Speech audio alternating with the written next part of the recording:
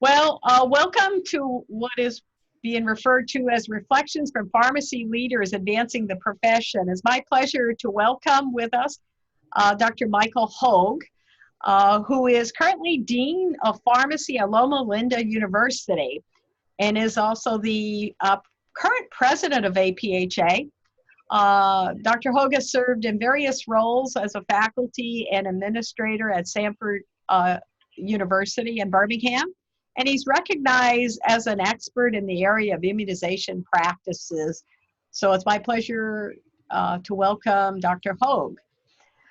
So as you can see, he's in sunny California and driving, so legally driving by talking. Okay, so thank you for your time here. So we'd like to learn more about your journey to your current position, your current role as a leader, and what you may want to do in response to this question is reflecting on key events or people that may have impacted or influenced you in this journey. Yeah, well, thanks for having me on, and I appreciate the opportunity to talk about this. You know, I think that there's so many things in life and your career that happen that you just look back on and you say, yeah, that was a key moment. I really have to go back, to be honest, to my student days, because when I came in as a student pharmacist at Sanford University back in the early 1990s, and I'm talking the very early 1990s,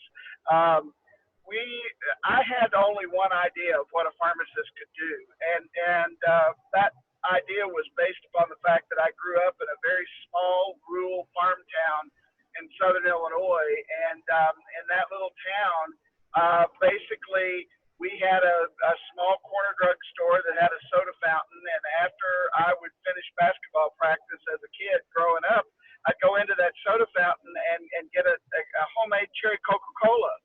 Man, that was the best Coca-Cola I'd ever had. And I saw the pharmacist there, and looking back now, I can remember that I had such tremendous respect for him because of what he was doing in our community, and I saw how much my mother and my grandmother respected him. That was a big deal. So that's a little moment, just a touch of a moment. But then when I got to Sanford, I was blown away. I had no idea all of the many host of things that pharmacists could do. And I had a couple of fellow students who were a year older than me in pharmacy school, Leah Harwell Day, who's now Leah Wollsonecroft, and Deanne Mullins. And these two ladies were so passionate about the profession of pharmacy, and they encouraged me to go with them to the first ever Alabama Pharmacy Association meeting when I became a student. And I just fell in love with the profession largely because these two ladies, as fellow students, took me under their wing and mentored me and showed me what pharmacy had to offer. So, you know, that's just a moment for me that was so significant. And I guess, you know, if students are listening to this, I would just say, don't underestimate the power that you have as a student to be able to influence your peers and to be able to help develop leadership in your colleagues while you're in pharmacy school. Mm-hmm. You've got the ability to do that. That's what happened to me. So I guess that's one thing that just really sticks out in my mind as a key moment. Of course, there have been lots of moments throughout my professional career, but I'll stop with that for now. Okay, very good. Well, thank you. Thank you. Thank you for that. So Southern Illinois, you grew up in Southern Illinois, so welcome. And I knew that, and I know you're a big Cardinals fan. But one of the other, although we're not seeing baseball this year, so one of the things that I ask people to reflect on, and what do they believe will be their legacy in 20 years or more, obviously if you're relatively young. And I paraphrase that question to say, what are you most proud of in terms of your contributions that has helped advance the pharmacy profession up to this point? Well, you know, First of all, let me preface what I'm about to say by saying that there's absolutely nothing that we do as individuals in our profession. It takes a team of people to make anything happen, and to make big things happen particularly. So it's going to sound as though I'm being a little bit selfish. I'm not, but I do think there's two areas where I hope I've been able to make some impact, and I hope my legacy will reflect these things. I had the good fortune of being on the APHA staff as an executive resident in association management right after I got out of pharmacy school, and I was based in Washington, D.C. And one day the CEO of APHA came to me and said, Michael, we have a unique opportunity to develop an immunization program for the profession, and we're going to start in Mississippi because that's where pharmacists are being asked to step up to the plate. And as a resident, we'd like for this to be your residency project. And so they assigned to me a team of people, talented individuals at APHA staff who are very dedicated to the profession, as well as John Gravenstein, who at the time was with the U.S. Army Medical Command, and Bill Atkinson, who was a physician with the immunization division at the CDC.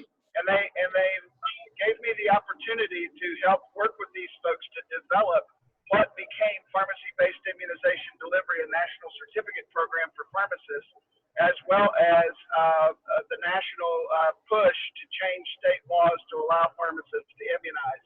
So I am proud to say that I was one of the first 3 faculty members to ever teach that program, and was one of the original developers of the entire immunization initiative nationwide. And I think that probably is my most proud achievement professionally.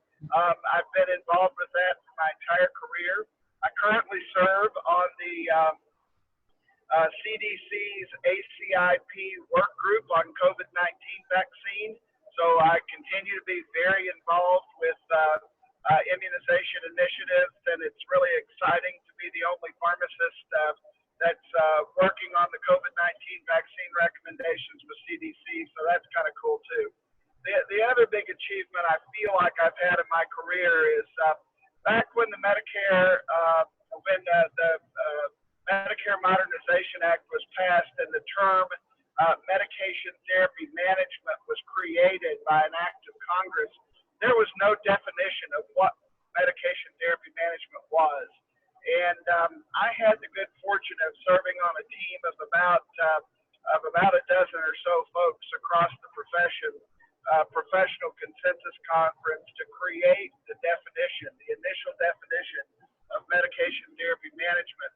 And then subsequently, I was asked to write a couple of books about that subject. And so I wrote a couple of early books, very early on, books about medication therapy management and how to bill for services. And this was back at a time when that whole concept was just so brand new. So I feel like, while that work is not, the books and so forth are not relevant any longer, I feel like that I was an early catalyst in the MTM movement that tried to help move our profession along. So I guess those would be the things that I feel the most proud of in my professional career. But, I've just been so blessed to work with teams of people who have been outstanding, with people at the APHA, Mitch Rothholz. I worked with Lucinda Main when she used to be at APHA. In fact, Lucinda gave me a place to stay when I didn't have housing for 3 months. She and Dan let me live in the basement of their home. I just have had so many wonderful blessings working with such wonderfully talented people at APHA over these years.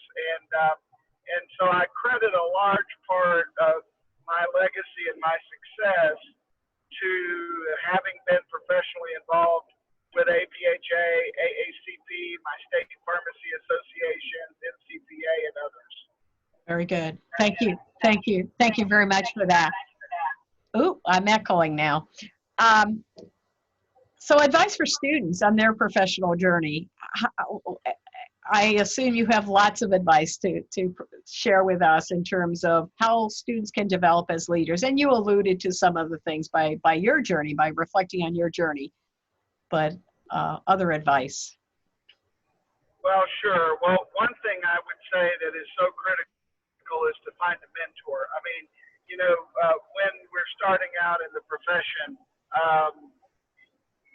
we're oftentimes overwhelmed with the volume of information and opportunities, and there's a lot of noise going on.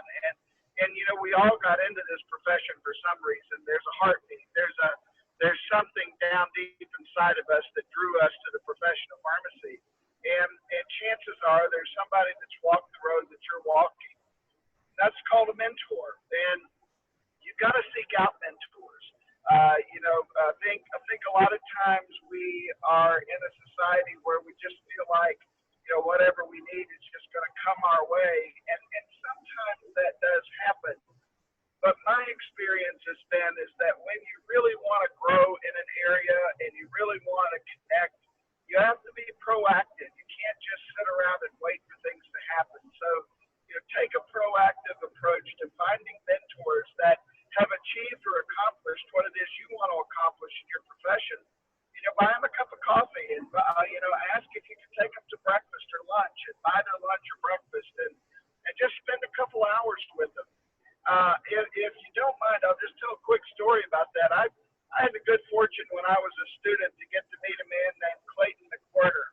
And Clayton was a graduate of Samford and in fact had become the CEO of HCA, the largest hospital system in the world. And he was a pharmacist and had attained that role. And as Clayton was retiring from the board of directors of HCA, he made a transformative gift to Samford's Pharmacy School financially. And I was a senior student. I was about to graduate with my PharmD. And I was given the opportunity to give remarks of thanks on behalf of the student body at that time. Clayton and I struck up a relationship, and I realized, hey, Clayton has accomplished some things that I would like to accomplish in my career.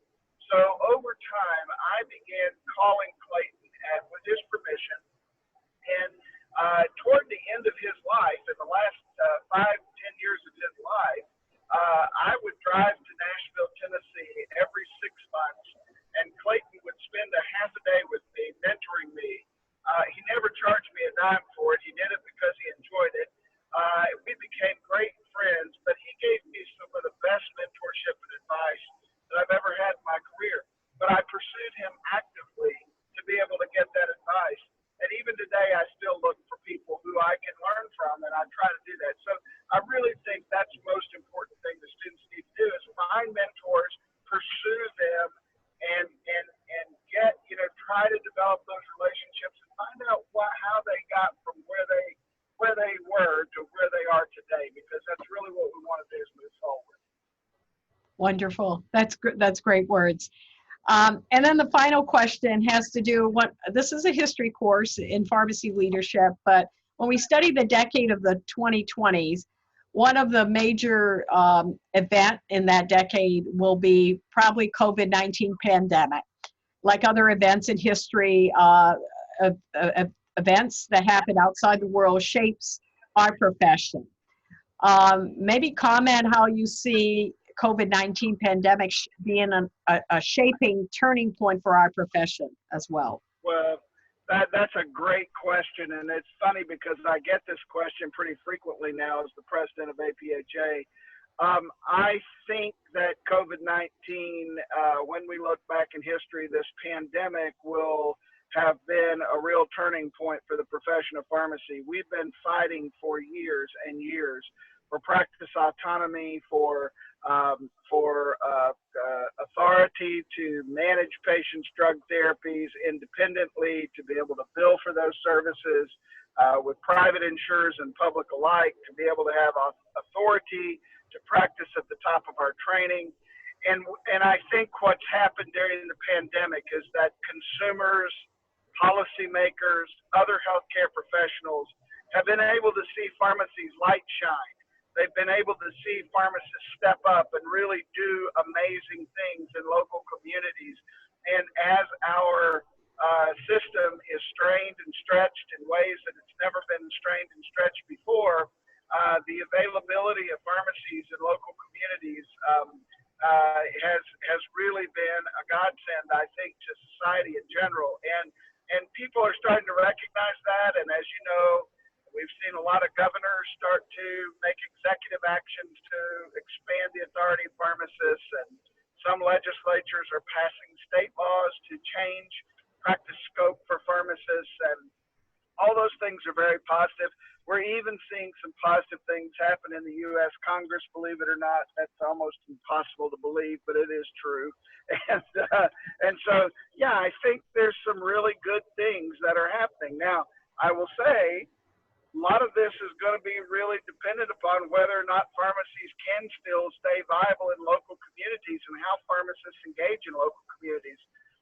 Unfortunately, the one very negative thing that has happened during this pandemic is that the private insurers that largely cover the drug therapies, PBMs, have engaged in some pretty destructive practices in terms of their reimbursement rates. And there's a lot of small community pharmacies that are in these rural communities that are the only healthcare providers in these rural communities that are struggling to survive financially during the COVID crisis because of these unfair reimbursement practices. So on the flip side of the coin, I'm hopeful that the COVID crisis will bring to light the fact that we can't expect healthcare providers to be available in local communities if there's not a reasonable revenue model or cash flow.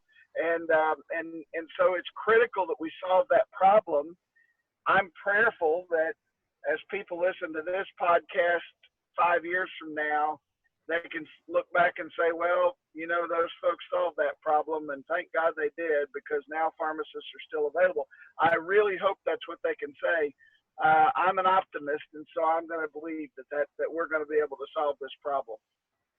Very good. Thank you very much there. I appreciate your comments. Safe travels. It appears that you don't move very quickly in the car there. Well, we're gone.